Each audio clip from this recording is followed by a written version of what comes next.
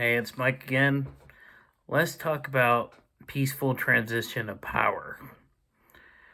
Now, this means that, the elected president and the president that's already in office exchange power. I mean, they get everything lined up, whatever documents, whatever information he needs for the first day of office, he gets.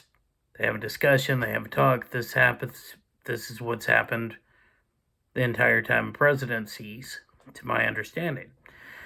So, I mean, if 100% Biden's the winner, by what we see right now, he is. Okay? You ought to sit down, talk with him, and go over the different national security things that he needs to know on day one. Instead, he's ignoring the results and, fraudulent election. What's even scarier is that he's firing the Secretary of Defense and putting in a Trump loyalist. See, it doesn't matter what side you're on.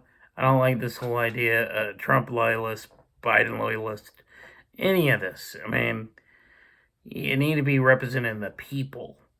That's bottom line. The people of America, not loyalists to this president or that president or senator, whatever have you.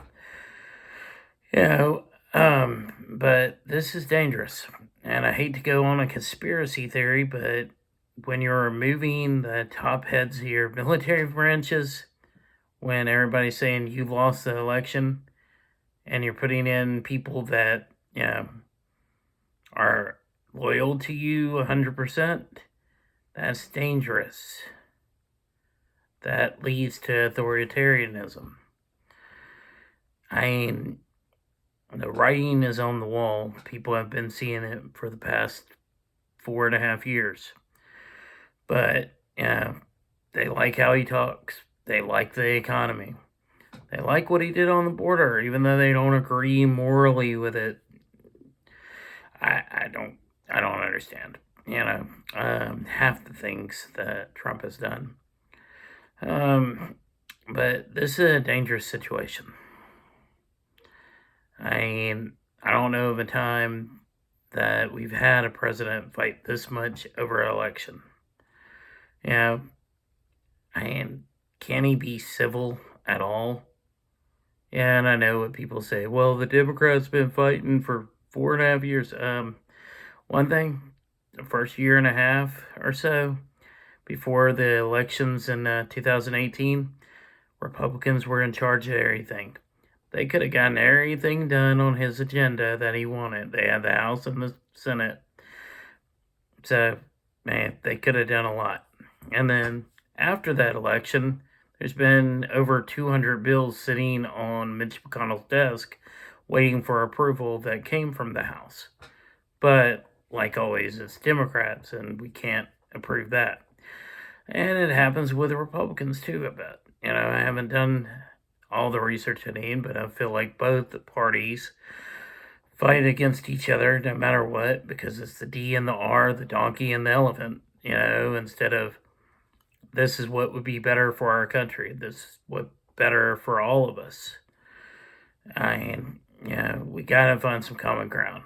And I think one thing is, getting rid of the two-party system. We need more than two parties, or no party at all, and just a way to tabulate, get us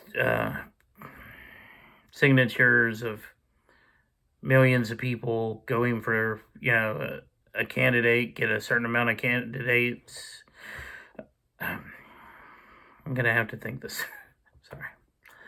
But basically, I'm talking about ranked choice voting, where you get your candidates, you keep on having debates, even the incumbent is part of the debate. And slowly you pick away, like say you had 50 candidates and you have like 10 debates, and like the first one, the bottom 50 are gone, and the bottom 50% are gone, and it keeps on dwindling down until you have two candidates. And they could be from any party.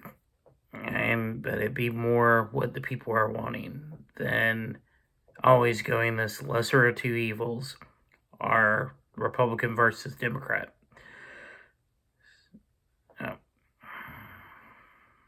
But all I gotta say, this is a dangerous precedent that the president is doing right now. We need some insanity. We need some sanity in this country. And people actually read the Constitution and understand what it means. I was talking to someone today who had a friend tell him that Trump won, that if Biden won, he wouldn't take office till 2022. And I'm like, this is for the 2020 election. That makes no sense at all. But the person was, well, you're a Biden lover. I'm like, yeah, I just went like, oh no, I've read the Constitution and understand how it works. And this is the type of logic that we're dealing with. People that are we the people without actually reading the rest of it, without actually understanding what it is to be American, not, just a Trump supporter or Republican or Democrat. Sorry, this kind of ran it. I had a lot of thoughts going through my mind. Just trying to put some common sense out there. And around.